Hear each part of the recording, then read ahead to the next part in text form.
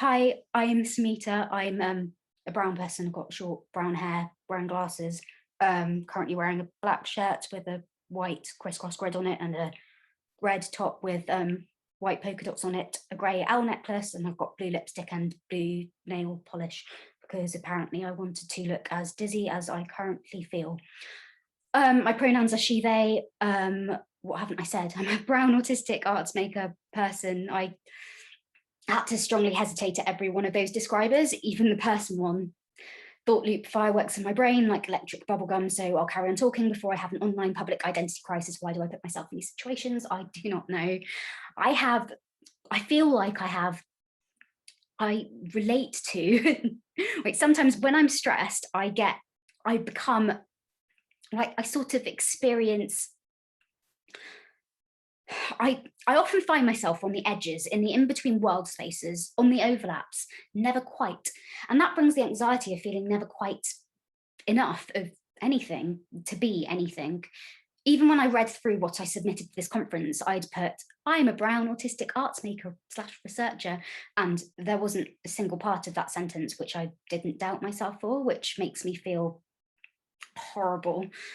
Like I'm taking up space in every vague sphere, that other people are going to be impacted by my taking up space, give them space, that I'm impacting people, that I'm contaminating the space, ruining the space, taking, accidentally yet selfishly, or maybe part consciously, intentionally converting never quite enoughness into overbearingly too muchness, creating, taking, impact, give them space, tectonic plates, violence, hurricanes, volcanoes, tornadoes. I'm sorry about the news, I'm sorry about the news again, I'm sorry about the news, I can't watch it, I don't watch it, but I'm responsible.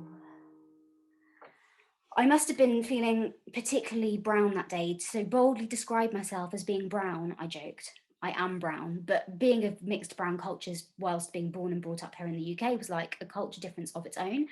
That shouldn't be, surely. I didn't move here. I didn't know any different. I didn't know it was different, just thought I was this. And then being autistic was a culture difference too. So then being culture difference within a culture difference became another culture difference, or perhaps that was what made me culturally indifferent.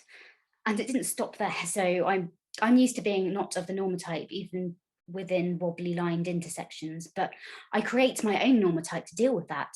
Being on your own a lot does that. It's good for that. As there isn't much reference to a majority that you're different from, you absorb your own norm, which is comforting once you're able to give yourself what I call permission to be, until the escalating escalators start off again, climbing, spiraling, squashing in on themselves, squashing in on the inner selves, worrying and sorrying about all of the ghost responsibilities of the world, in the world, about the world. So many things happening around the world, and I'm sorry, okay? I'm so sorry. I'm sorry about the news again. I'm sorry about the news. I don't watch it. I can't watch it because I'm responsible.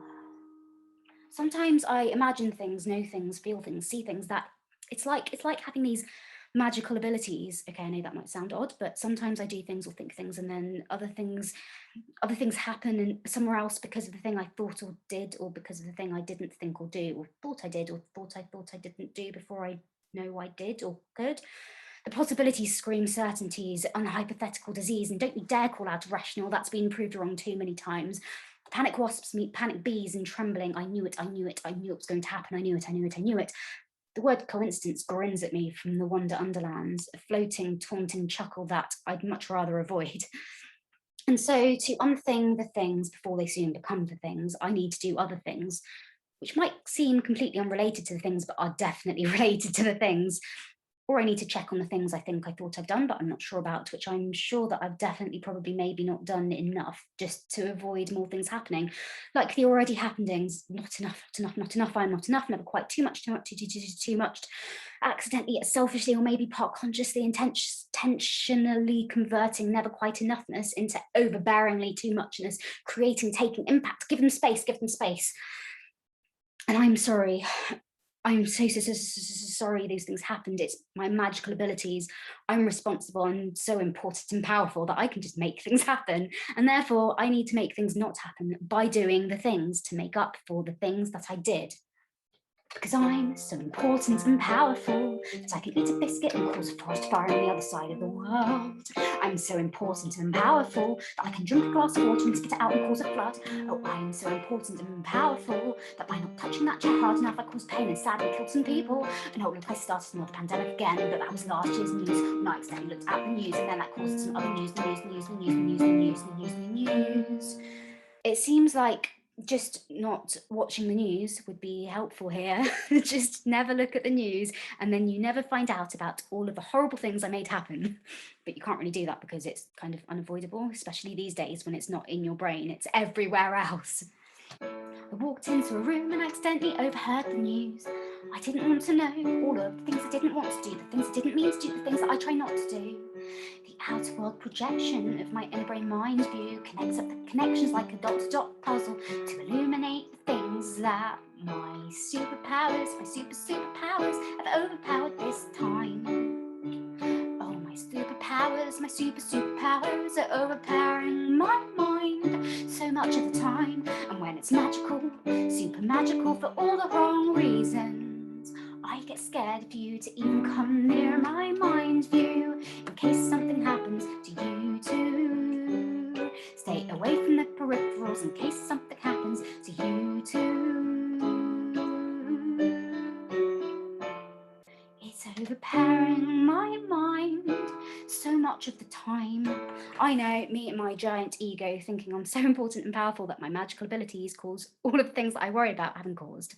Hi, I'm Samita Unjumbled, Samita still unjumbling, I think, and I self-identify as having OCD-related experiences, and I will call them OCD experiences, and I can call them OCD experiences when I call them OCD experiences, because of what creative expression offered me in terms of communication and reintegration, respeculation, re-narration of my overthinking anxietyness.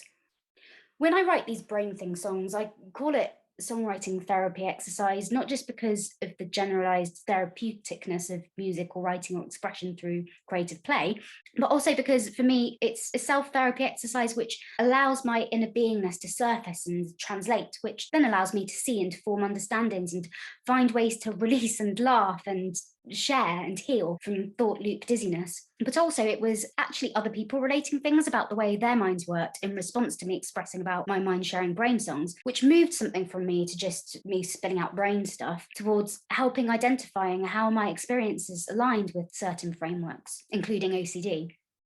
This was something I was definitely resistant to at first, being the kind of person who likes the brain soup to be the brain soup, and that's just what it is. But once I'd squashed some stubbornness, this opened up pathways of having permission to relate, permission to explore, permission to identify, permission to describe OCD experiences as being OCD experiences when I decide that they're OCD experiences. As a performer, I have different spaces to be in or as. With one of those spaces, Indoor Goblin, it's really important to me to be able to express through non-pathology, to, as I already described, let the brain soup be the brain soup, to express on my terms as experience, my worlds. I get ground swallowing fear of describer terms. They make me feel more alien, like my beingness is being moved into another person not fitting in this space under false illusion, fake safety, smirking edges trying to trick me to be comfortable. Peoply made pathology does not leave me comfortable, never quite enough. Pathology is like part grasped hands unoffered to my melted jelly presence. It does not hold. I preempt the drop. Indoor Goblin allows me to hold myself through many jelly consistencies flowing through in body, around body, was body, unbody. Enough is nonsensical to something that's everything. Those qualifiers become light shadows in the sea. But as Samita, I've recognised value in connecting with specific experiences using peoply diagnostic describers as a way of understanding, untangling, difficulty solving, relating, sharing, communicating, creating possibility and opportunity to observe unidentified, unedited personal norm feelings and experiences through social frameworks alongside others, collaborative unjumbling, what if I'm enoughness, hope creating, performance lens re-envisioning, re-internalization, creative exploration, solution forming, norm renorming. My internal normodivergentness created a resistance to diagnosis, a defense towards barriers to getting diagnosis and or specific support, never quite fitting in enough is a lot to do with overlapping experiences, which meant an inability to get help or to know help was an option to me. Although this was also shaped by my autistic flavoured, often internally claustrophobic communication style. I learned to communicate brain things, mind things, soul things through creative things, poetry, writing, art, not sitting in front of a person and saying how I feel. And when I did sit in front of a person and say how I feel, it didn't usually show how I felt. I usually laughed as a self-coping defense. Brian thinks, how are you persona shining out of me? And I didn't often know what I was trying to communicate. I didn't know I was autistic for a start, and communicating anxiety-driven body pain to doctors due to the planet being a stressful place to be in became the weirdest riddle throughout my teenage years. Assessments became assumptions. Disordered eating related assumptions were based on my body type, meaning restrictive eating was never noticed and was encouraged, creating the OCD pattern thing. I was never properly asked about my inner mind experiences in relation to any of my physical things. Even if I had been, I likely wouldn't have known how to communicate them unless through creativity. But why did no one ask? Why did no one notice autisticness, anxiety, OCD? I wouldn't have been able to recognize those things within myself because stereotypes existed and I had a very messy bedroom. My self-coping meant diluting experiences, yet still fearing over-exaggerating. My distress level wasn't accurately measurable with my I don't know how to talk to you autistic flavoured communication. I was perceived well and often acted well just so that I didn't have to deal with it, which meant when I couldn't deal with it, I was on my own. My mergy sense of reality creates a culture clash of normo-realities, and my normodivergentness, including my mixed brown cultures and autisticness, further confuses the internal fight of deciphering, deciding between rational and irrational, which can complicate managing, understanding, and accepting OCD. By normo-realities, I mean personal norms, before things go through a wider socio-majority filter of acceptable or not acceptable, about what's usual, about my own patterns of understanding, experiencing and being, which create a sense of reality stability within my own personal mind spheres. What's normified before it's disturbed, although sometimes the disturbance becomes a part of the normo-reality. And disturbances can make the unquestioned ghost blanket of real rules crumble like a biscuit before we even knew the blanket was made out of biscuit. And before I know it, I'm left to form the cookie cutter with the crumbs, just to establish some sort of shape of what we are. Normo-realities and the acknowledgement of people having personal normo-realities are relevant to OCD because it affects the deciphering, deciding between what is rational and what is not. Other people's normo-realities affect their perceptions of your judgments, and my perception of their perceptions of me affects my judgments of my judgments and my behaviours and the things I feel I have to do because of it. When I call an experience OCD, I am deciding certain thought things are not rational or real, either in substance or intensity, which is difficult to accept or want to accept when you live in a world where your normal reality is thought of being irrational or imagined when it's not. When you live in this oversensory, imagination-y in-between world space, you instinctively create your own normal reality to be through, or I do anyway, but living amongst society groupings with established normal realities differing from your own, even within the intersections you're supposed to belong to, means a constant stressing assessing of what you allow to be rational for you and how you decide to fit those things into outer world society's versions of the rational, irrational yo-yo wars of doom. Whilst considering OCD alongside my autistic beingness, I decided that the OCD flavoured dysfunctionalness is not because autistic beingness is the problem or that it's being problematic, but because OCD susceptibility is heightened due to my autistic processing style. This is similar to how I've explained psychosis stuff in relation to having a supposedly over-imaginative thinking style. If the instinctive way that I think is multisensory and imagination-y, then when I am unwell, the unwellness is going to present in a multisensory and imagination way. It doesn't mean that the multisensory imaginationiness itself is the unwellness, but the unwellness experience feelings is the unwellness, whilst manifested through those channels. That means what I call OCD, when I call it OCD, presents itself through this too. This is important because I want people to recognise the unwellness when I'm describing it and not pathologise the beingness before it turned unwell. This means I must consider how my usual sensory processing and over-absorbiness of things flying in at my brain from all angles differs from OCD-flavoured intrusive invasive thoughts. How repetition in echolalia-shaped joy differs from keeping on thinking something, not because it's not stopping by itself, but because of the fear of what happens when I do stop. How attention to detail and wanting to understand differs from The really irritating thing when you can't get on with your day until you scroll up and triple check the most unimportant word whilst looking at a website, which doesn't even change the sentence all your life for the millionth time and isn't even something that you care about yet. You need to do it because of the threats of what might happen if you don't. The difference between enjoying the sensoriness of putting a cup down or clicking in my throat and repeating it, not because it feels nice, but because it's not right, because it has to be right. But if it's not quite, repeat, repeat, repeat, repetitively unsatisfied.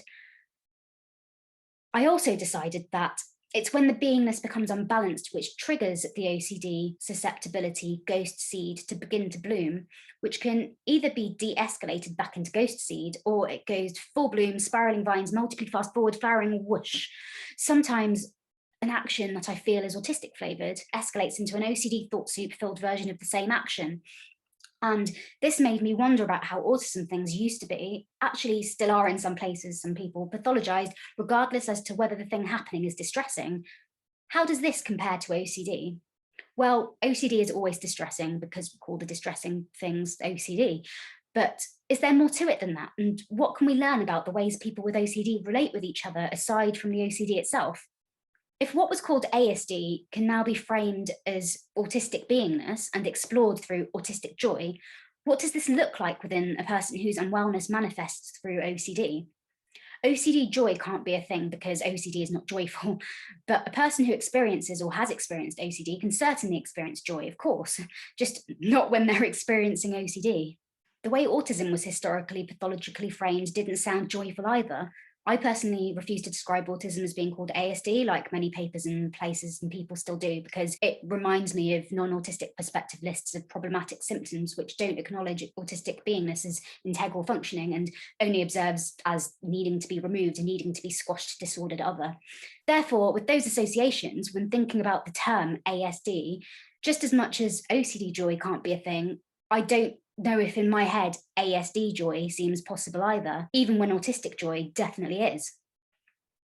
Learning to recognize when something is an OCD pattern before it escalates into immersed in disorder means people can feel confident to identify what it is before it escalates into individually uncontrollable crisis, and may enable people to communicate what's going on for them more effectively. That's if their experiences aren't dismissed. What if we didn't have to let it escalate out of control before we could be offered management tools? Or if there was some sort of reframing OCD world where OCD can be recognized before it's on the highest scale of distress? The judgment of distress measuring thing is an issue which can be a barrier to getting support and can often lead to people getting more distressed in the process of going through or not going through the judgy systems. This is not meant to undermine the experience of the people who suffer the most, but I'm considering how autism narratives have evolved, and in an open-minded way, I'm wondering what this would look like in the context of OCD patterns.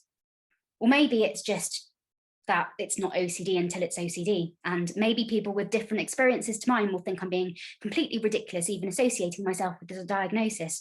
Maybe it's not OCD, in which case, what on this planet am I doing speaking like this at this conference?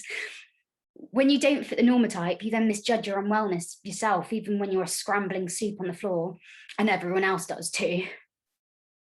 Creative spaces can bring opened boundaries where normotypes can meet other normotypes, where the perceived normotype is not necessarily the normotype. They bring inter-community relating through experience, connection, and belongingness. Permission to relate enabled me to more quickly recognize a particular flavor of an anxiety pattern, an OCD flavored anxiety pattern. Even when permission to zoom in and out of framework lenses is so important to me, the option of communicating through diagnostic language might have helped me earlier, and if it weren't for my privileges, I may not have coped through it. I'd like to be confident enough to say, this is the flavor of the distress I am having, please can I have some help, when I recognize I need help. It's the wish for permission to relate to OCD things when I call them OCD things, without more not fitting in things becoming another OCD thing in itself, to have the option to enter the spaces which might be able to provide support, to be able to say, I'm having an OCD thing, this is what it looks like when I know it's that, and to be listened to, rather than being fearful of being turned away for it not being enough to be even considered. Communicating the thing shouldn't be a whole nother escalation of the thing. Seeking support shouldn't lead to more unwellness or be defined by someone else's measure of your internal distress.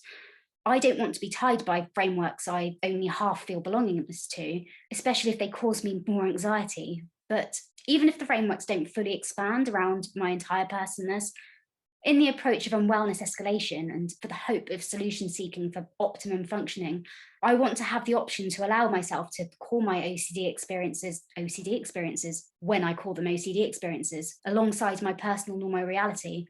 And I want others to be able to, for themselves too, with whatever the pathology label they identify with. Thank you for listening. How do I leave? How do I leave? Button do I press?